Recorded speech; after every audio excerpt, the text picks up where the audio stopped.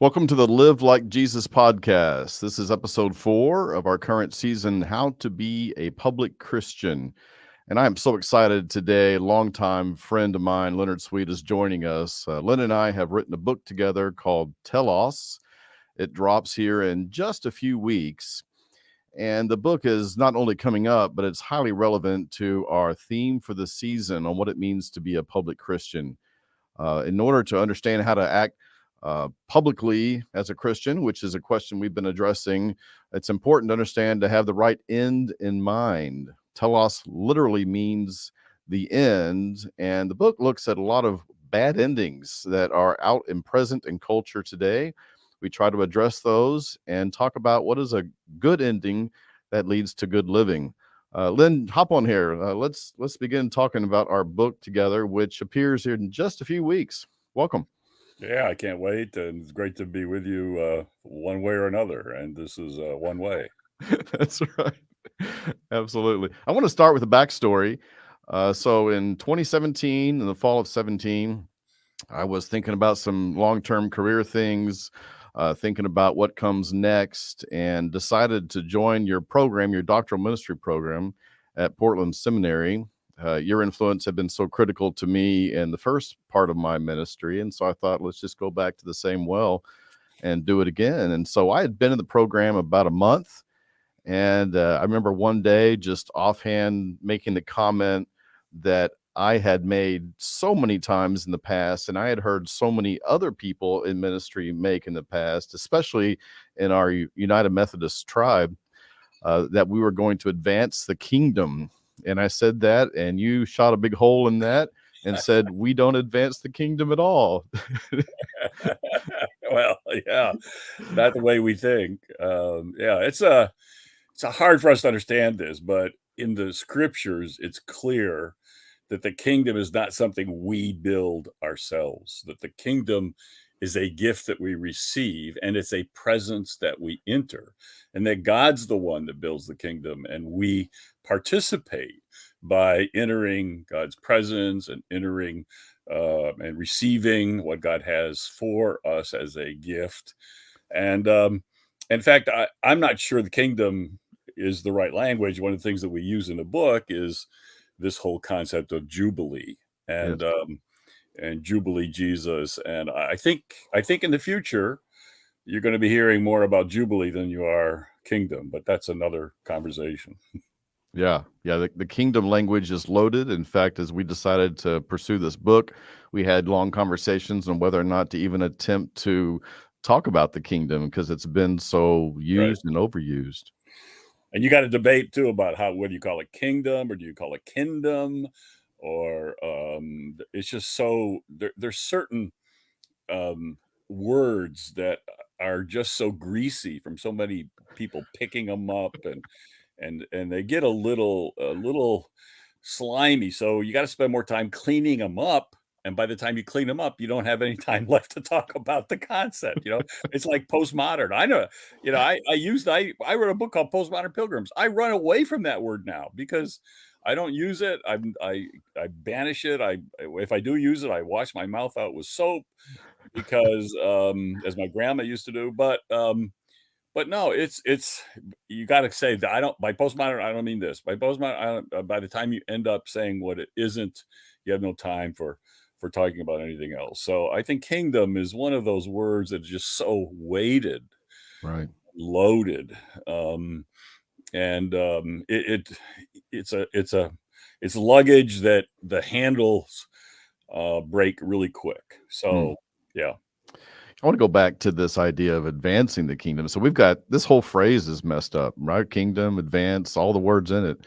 But when I was with you at United in the 1990s, when I got my master's, when you were president there, after that, then I joined a large growing church just up the road from United called Gingesburg. Was there several years for our listeners, and that was the front end, at least from our experience at in the Methodist world, of this whole kind of movement that exploded right about church growth. And there was so much emphasis on growing churches, which is so closely tied to this idea of advancing the kingdom.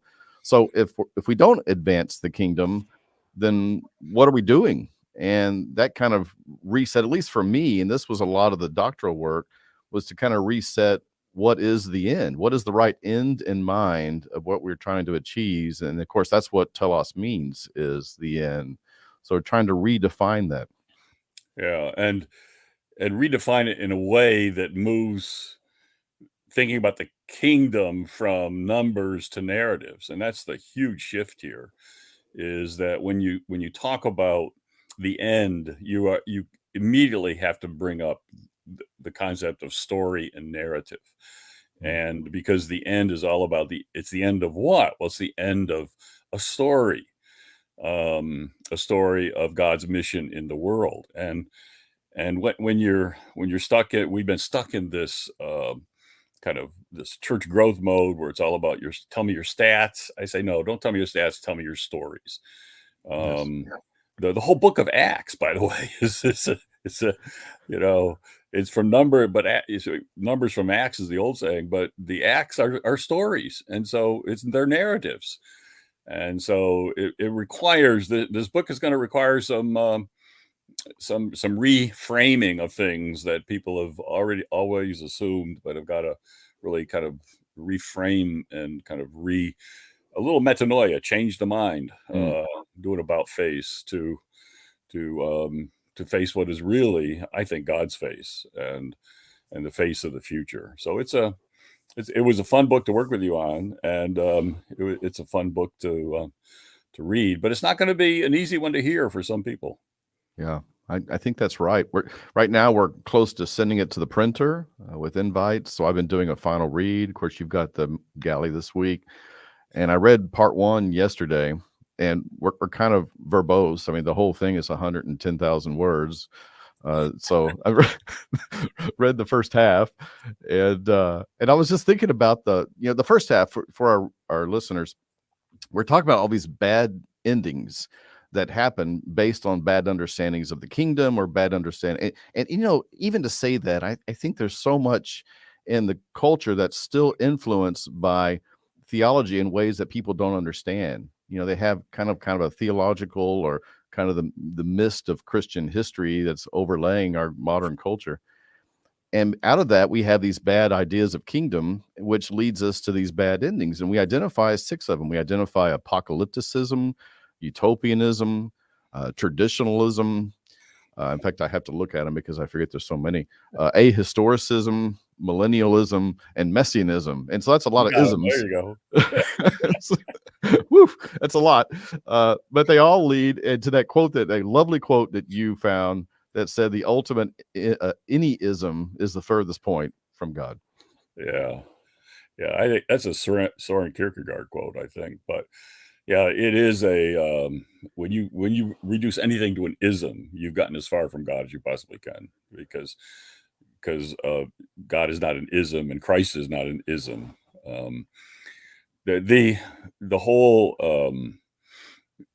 orientation, though, of telos is, and this is one of the bigger shifts that's got to take place, is that we have this idea, and it goes back to, let me use the language of technology, and is it push or pull technology? And we have this notion that God pushes us from behind, from the past. And that's where Jesus is. He's in the past, and when you remember, you're remembering the past and bringing the past along with you into the future. The real, and there is a degree of that, but the biblical witness is not that you find Jesus in the past, but Jesus comes to us from the future. He is already in this future. He is already there, and he's pulling us towards him. So it's more pull than push. Now, I'm a historian, so I don't want to lose the push, but the primary time zone for the Christian is not the past. You live out of the past, not in the past. And you live out of the past into the future where Jesus already is. And we're always catching up to him because he's already ahead of us. We don't bring Jesus anywhere. He is there, and we join him in what he's already doing. So this is a whole different way of looking at how do you live your Christian life, and how do you act out your faith on a daily basis. And it also, this is hard to imagine too, because it makes us immediately, if you're thinking in telos, you're thinking long term. Mm. And we don't do long-term thinking very well. I mean, Yeah, right. we how many of us are every day are thinking about our descendants? Mm.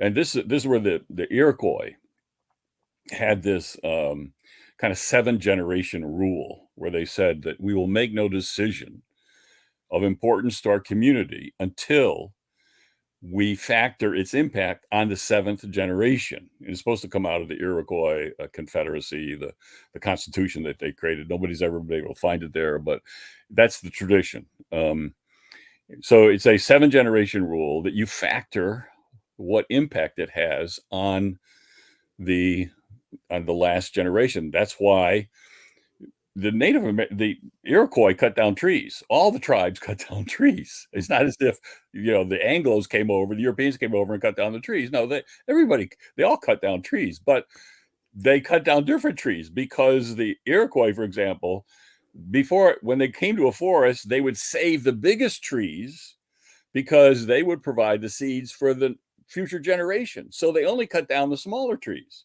Mm. They left the bigger trees. Great. The Anglos came over and they looked at a field and they go, where are the biggest trees? We got to cut them down, because they're not doing that long-term thinking. And so it introduces Telos introduces, what does it mean for us to think in terms of we have to be good ancestors, is the title of a book that just came out, calls it.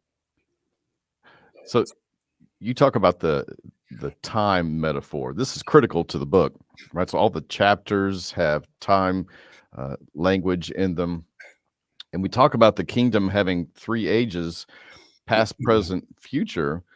And these bad endings are because we are thinking linearly about the present being different from the past and different from the future. And we're saying, no, Telos means it's like this kind of sci-fi time warp thing where the time rolls up and it's all times at once, which is really mind-blowing. Yeah, in fact, find me a present. I mean, we live in the flow of the past to the future. Find me a present. Did you catch a present? I mean, as soon as a present, there is from an existential ontological standpoint, right? The present is God's time zone, the eternal now, as Paul Tillich put it. Now we can experience some of that eternal now, and that's why the hope of heaven today. We can experience some of that timelessness, where everything is the presence is present. But from an ontological standpoint, we live in this flow of past to future, or what Telos says, we live in this flow of future to past. And that's a huge distinction that is important. In chapter 3, we're talking about traditionalism. I thought about this a second ago as you were talking. Sometimes, perhaps you have been accused of this. I know I have, to not have concern for the tradition, concern for the past and the church. And so you wrote this great segment for the book talking about how we're trads, how you put it, we love tradition, Exactly. but tradition and traditionalism, 2 very different things. Yeah. Right. And a lot of that has to do with where you put your authority. Yeah. I make the case that tradition is actually a verb, that we learn to tradition the faith, and we live in the stream of the tradition, and we tradition the faith, and we tradition each other. So for me, tradition is less a noun than it is a verb, that what it means to follow Jesus is to tradition each other in the faith. So absolutely. I mean, you can't get a greater appreciation for tradition than yours truly. And another way to think about that is it's synonymous to remember. Tradition is remembering, right? It's the hooks, it's the things that have happened, it's the part of the story, it's that keeps us tied down. And without that, then we lose track of the narrative, lose track of the story. But it's remembering with a dash in there. member, as we reattach ourselves and our members to this tradition of which we are a part. Each one of these first 6 chapters, we're really trying to take a cultural look and thinking about how forces in our culture, people in our culture are kind of half right in a sense that there are positive things about each one of these isms that people are trying to hang on to. In the case of traditionalism, they don't want to lose the story, but then they end up putting their authority in the past, which of course is a recurring theme throughout the scriptural witness as well.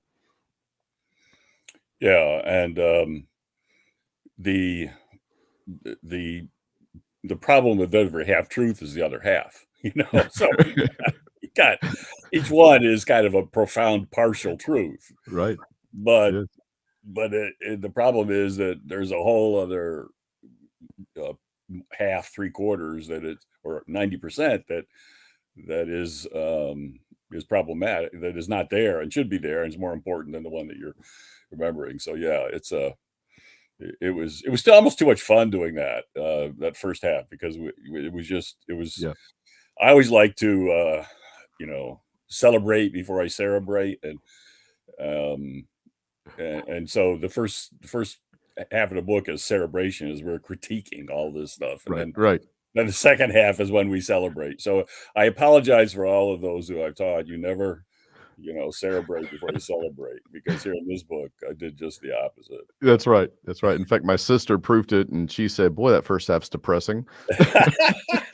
Did she? But we're showing you how the future. And this is something I got from Fred Polak, and a long time ago. His name is The Image of the Future. It's 2 volumes. This Dutch historian, and he just showed how the concept of future has done more to impact the course of history than almost anything. And what we're in those first 6 chapters, that's what we're doing. How the concept of the future has shaped the contours and the Congress of the future. And it's you can't, once you get through, I hope we've done homage to Fred Polak, proving that he was right. Right. Yeah. Yeah. There's another chapter on millennialism. Of course, you have this long scholarly history with millennialism, which we tap into a bit. Give a whole brief history of millennialism and this long tradition in the church of kind of thinking through. And so we come out with this statement there that say we're not premillennial, we're not post-millennial, we're not amillennial, we're ag-millennial. Exactly. We don't know. That word agnosticism was invented in 1860 by Thomas Huxley, the son of Aldous Huxley. I think the son. And it happened when he buried his son. It was a Church of England burial, and the priest spent the whole time, and he's suffering, but how could God do this to me? What is going on here? How can this happen? Why are we being punished like this? And this is my son. I've lost my son. And the priest spent the whole funeral time talking about the glory of God and the wonder of God. Oh, man. Yeah, I talk about being out of touch. Not knowing your context. And so he just came away and he said, from now on, I am agmillennial. I am agnostic. I just don't know if there's a God or not, because after this experience, and he took my son, blah, blah, blah. So that's Yep. So ag is we don't know and we don't really care, right? It's not the point. It's not the point. Yeah. The point is a person, and the point of the point anyways is always a person. So yeah. So funny story for our listeners. We were in Missouri in June. We were talking about the book. We had just finished the manuscript. I think it was in review. I don't know what stage it was, but we were testing out some ideas, and you were in front of an audience and mentioned at the time the title was just simply The End. And I don't remember the subtitle, but we had the English version. for Telos, the end. And so you mentioned that we were writing the book that was just called The End, and we got some laughter, some not good kind of feedback from our group, so we got back to the other after we were like, oh, I think we need to change the title. Yeah. It was an unpaid focus group is what it That's was. right. That's right. I'm with Malcolm Gladwell. I don't really like focus groups, but we needed that one. Yes, we did. Well, it's interesting though, because it says something about people's perceptions about this conversation, doesn't it? Even to talk about the end or talk about eschatology as it's often framed, and where we're headed, then it's almost at least to this clergy audience that we had, it was something they just didn't want to deal with anymore. Yeah. I was thinking about our book, and I wish I'd have had this illustration. It just was in The Economist. In fact, I cut out the page because I was so I wanted to kind of reference it. But how the shift in thinking, and especially this relates to the public Christian aspect of what you're doing here. And it was an article on it is called Sinifying Shangri-La. And I don't know if you're familiar with the whole community that has just sprung up since 1980, No. called Larun Gar. And it's supposed to be the largest kind of educational center and devotional center for Tibetan Buddhism. Now, not just general Buddhism, but Tibetan Buddhism. And it's become so successful, and especially among the Chinese, and that the government has been really shutting them down, and that there is Buddhism throughout China, but Tibetan Buddhism has its own little distinctions. And so especially the Han Chinese have been taking this up. And I just want to read to you this.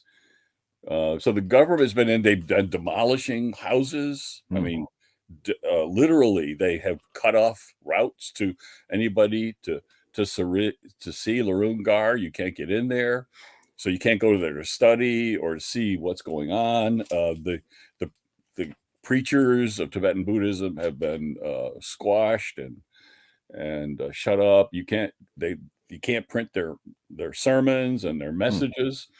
And so one of the article ends that how do you do with this? How do you continue the faith and remain hopeful, in the midst of all this persecution and opposition? And here the one of the spokesman of the Tibetan Buddhists here in Larun Gar says this. He says, the Communist Party in China has existed for only 100 years. We believe that we are planting seeds that will bear fruit over many lifetimes. Wow. So that's their faith. And this is, I was thinking, so this is why don't we understand this? And that's the almond. Aaron's rod was not a rod; it was an almond branch, but it had on it buds, blossoms, and fruit. And God cares about the buds. I mean, we are planting. This is the problem with the whole numbers mentality. We are planting buds. One day God will say, "Show me your buds." It's not just show me your fruit. Show me your buds. What have you planted that you may not live to see in your lifetime? In fact, the greatest blessings you may give, the greatest impact you may have when you not be in your lifetime, and it's okay, because we're taking the long view that God is going to, in God's perfect time, and God's clock keeps perfect time, my mother's favorite saying, that we will be planting. Are we planting seeds that we know may not even come to bud in our lifetime, but we're trusting God and living out of that faith, and it is the same with, if you're lucky, you'll see a bud. If you're really lucky, you'll see a blossom. And if you hit the jackpot, maybe you'll see some fruit in your lifetime. But that's telos. No, Right. that's telos. And we're missing that, Len. We're missing that. And I hope that people, when they read this book, will get the sense that in fact, preachers, the greatest impact you will have in your life, you will probably never know about, first of all, and it will not occur in your lifetime. I know those people that I blew off in my own life. Now I'm shameless. I'm just so embarrassed that I treated them like I did, or I didn't appreciate them when I did. And they impact me now when at the time I even fought them. And now I go, wow, their greatest impact. I'm not here. I'm here today because of them. And I fought them then. I argued with them then. And so Yes. we got it. That's Telos. This is going to date me, but when I was an undergraduate, there was this Christian song. It's super cheesy. It was cheesy at the time. It's even more cheesy now, but in spite of that, it really affected me. It was called "Thank You" by Ray Boltz. I don't know if you remember this song. It's from the early Oh, I 90s. do. Yeah, sure. Yeah, and there's this one one line in the song that talks about this kind of like when you get to heaven and all the generations and all the people are there, and that just really affected me even at age 21, 22. I think it planted a seed in my mind about ultimate meaning and ultimate what we're doing, and that it's just so countercultural, like because exactly. now our corporate mentality is every 3 months, profit, Right. profit, profit. Exactly. And that's not telos. And by the way, I like cheese. I don't like it a lot. It's not good for you a lot, but I'm a cheese aficionado. So, This definitely counts. I want the calories are huge, but anyway, but cheese is good. Yeah, which means that we will always be, and this is our in our public posture. If you're living out of telos, you'll be in touch, but not in tune with your times, because you are in tune with the Spirit. And so you're in touch with the culture, but you're in tune with the Spirit. So there's always this out of syncness, Right. So if you're in sync with your culture too, I mean, we got to be, I wrote a whole book with another one of my doctoral students on contextual intelligence. You got to be contextually intelligent, but it's context. It's not content. The context is not the content. And so we will always be, when you're in sync with everything going on in your culture, then you've lost this in being in sync with the Spirit, which is a spirit of all cultures, including future cultures. And this is where semiotics comes in too, because all the buzzwords of the day, if you look at those, replace buzzwords of the past. So you can be assured that 50 years from now, people will be mocking and repenting of the buzzwords of today. Right. Right. Yes. So that's the one thing you can count on, that the words that everybody's using as the key, open sesame, the buzzwords of the day will not be those of 50 years from now.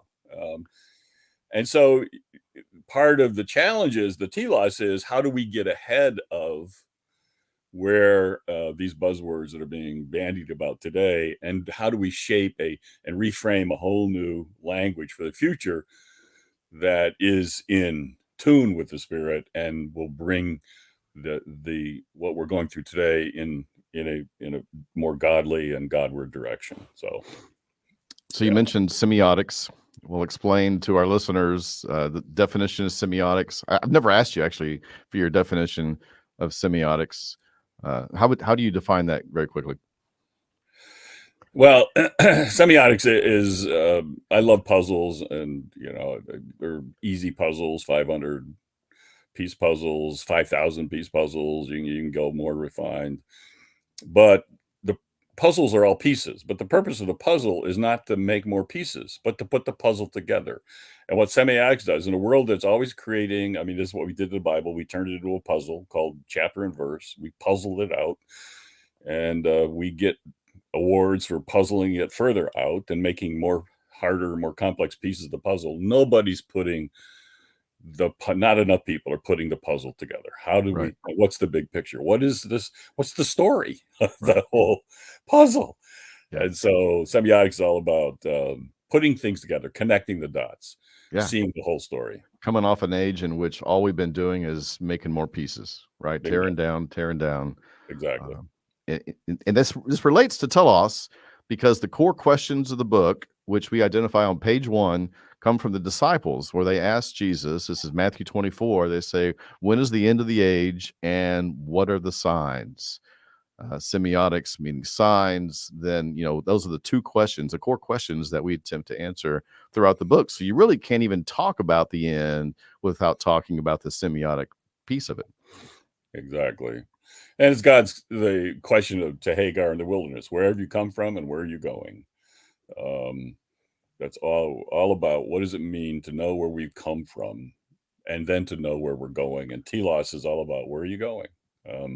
This is where God wants you to go. This is where God already is. This is where God has already ended the story. And so now we go to where God is already there. I was in a planning meeting for Invite this morning, talking about some new things we're going to be starting. And we were trying to distinguish what we're doing versus what some other publishers and kind of, Christian media companies are doing, things like that. And we were talking about this angle that the journey is not the means, as it is often understood, but the journey is it. That was the language I was trying to use in the meeting, talking to some people. And we've been talking about that throughout. Telos is purpose, Telos is completion. But there's also a piece that you added to the book, which I just absolutely love, about Telos is command. So say something about that. Well, command has a lot of different connotations. But and let me just, because time's getting short, let me just put it this way: that there is a first command in the Bible. God's first words. First words are important. Your baby's first words. And last words are important. I remember my mother's last words and teach them to my kids. So I have one daughter, and her first word was no. So I never had to worry about her again. She mastered that word. Good. Yeah. So at any rate, so we remember our kids' first words and last words. So what is God's first command in the Bible? What's the first thing God says to us as a command? And the first command it's not what I thought it was, because I'd reread the whole story. The first words out of God's mouth are eat freely. Eat freely. Wow. And that's a yes. In other words, God's first word is, yes, I made all this for you. Eat freely. But of that one tree, don't eat, or you will surely die. All right. Yes. So that you look at the last command in the Bible. The last command, you got to go to Revelation. You just work back, and there are some warnings there, and there's a promise there, but it's got to be a command. And the Spirit of the bride commanded. Okay. And the last command, you can look it up. Yeah. Drink freely. Oh my goodness. Gift of the water of life. Oh my goodness. The Wow. Bible begins with these 2 commands. They're bookend commands, but it's the Alpha and Omega command of eat freely, drink freely. And what Telos is all about is, the whole Bible, if you will, is not it's not a tablet of ink. It's a table of food. And and the ultimate thing that is feasting is giving us to eat is, of course, feast on me in your hearts with thanksgiving. It's giving us Christ as the food for our life, the bread of life, the cup of salvation. And so Telos is basically, this is the Westminster Catechism, 1643. What is the chief end of man? Yes. To glorify God. Yes. And enjoy God forever. Right. And that's the ultimate command that we are to keep in a telos life, is to glorify God and enjoy God in whatever the circumstance. in whatever you're going through. You live out of that telos. Mm. Vern's comment, Bible ends with an open bar. Oh, Vern, that's great. I love you, Vern. That is great. What a good way to end. Thank you for your time today, Len. Thank you for the honor of writing this book with you. This has been such a blast. I hope it's helpful to people who read it and can benefit from it in their own lives and their own ministries. That'd be great. Please, consider taking this book seriously. Yes, absolutely. There's a link, I think, below, Josiah, our producer. I'm asking you about that. You can check a link. But the book comes out December 6th. If all goes well with the printer, we're kind of tied on the read, so we'll see. We also have a couple other books with Invite that are coming out in the next few weeks. Through the Storm, which is our first book of poetry, comes out next week. And then in 3 weeks, the next Come Alive series by Talbot Davis on Proverbs drops. And we also have, this will be the first mention of this, but Len mentioned a minute ago that he co-wrote a book with another doctoral student. That student is Michael Beck. We did one book of Michael's already called Painting with Ashes. That came out in January. And now we have our first masterclass. This will be a streaming video product on how to plant churches in the wild. And that will hopefully appear here in the next few weeks. That is in the final mastering stage. We are now dropping new products at once every 14 days. So Invite's really ramping up. You got to stay on inviteresources.com to stay in tune with that and continue to dial in each week to this podcast where we'll have more guests to talk about this season, how to be a public Christian. Thanks for tuning, and we'll see you in next week.